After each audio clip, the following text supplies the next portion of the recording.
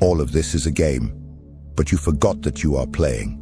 The rush, the fears, the frustrations, the constant feeling of being behind, that something is missing, something is wrong with you. None of this is as real as it seems. And the most unsettling part is that, on some deep level of your consciousness, you accepted being here. You chose this experience. You chose to feel fear, pain, loneliness, loss. As absurd as it may seem now, this is exactly what Alan Watts proposes to us. He said that life is like a show, a play where you are not just a spectator, but also an actor. And the problem is that you forgot this. You got so lost in the role that you began to believe you are it. You forgot that suffering is part of the plot, that chaos is part of the scenery. And so you live as if everything were definitive, as if every loss were the end, as if every crisis were a real collapse and not just a scene. But what if I told you that the fear that paralyzes you is not the enemy, that the mistake is not feeling, but resisting? Alan Watts spoke about metaphysical courage, the ability to look pain in the eye and keep moving forward, not because you are insensitive, but because you know that all of this is a game, not a superficial game where everything is a joke, but a deep, sacred game where even suffering has its purpose.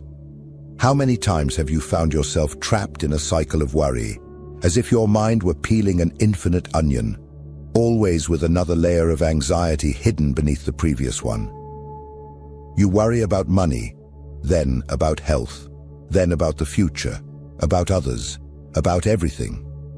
And deep down, you feel that if you stop worrying, you will be irresponsible, you will be naive. But what Watts reveals is the opposite. Worrying is not a sign of awareness, it is a sign of imprisonment. You are trapped in a game, but you don't know you are playing. You are reacting, fighting, struggling, all because you forgot that above all, you chose to be here. And the key to getting out of this trance is not to fight against it. It is to remember. Remember that it is just a game. Remember that even fear is just a part of the script.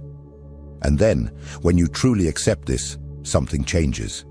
The pain still comes, but it does not dominate you. The fear appears, but it does not define you. And for the first time, you begin to play with awareness. This is the proposal of this video.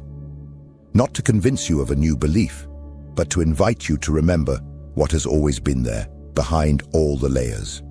You don't need to win the game. You just need to wake up. And if you feel that this awakening makes sense, then stay with me until the end, because what comes next may change the way you see everything. You live on a stage, and the most intriguing part is that you yourself helped write the script, chose the setting, and threw yourself into the role without remembering that it was all a performance. Alan Watts saw existence as a cosmic theatrical play, a performance where the universe plays at forgetting that it is the universe, just to be able to rediscover itself. You, I, all of us are expressions of this divine play, this game of existential hide-and-seek. But what does this mean in practice? It means that every situation in your life, from the most trivial to the most terrifying, are scenes carefully placed before you. Not to punish you, nor to test you, but so that you can feel. Feel fear, feel pain, feel ecstasy, love, longing, frustration. Feel intensely. It's like going to the movies knowing that the film will make you cry or tremble with fear. You want that, because deep down, you know it's just a movie. And it's exactly this awareness that you have lost. Watts said that life needs contrast. Without darkness, light would not be perceived. Without suffering, joy would seem empty. And that's why we choose to forget. We allow ourselves to dive into the game, forget the how and the why, and just react, as if everything were definitive, as if the stage were a prison, not a setting. That's why so many people live in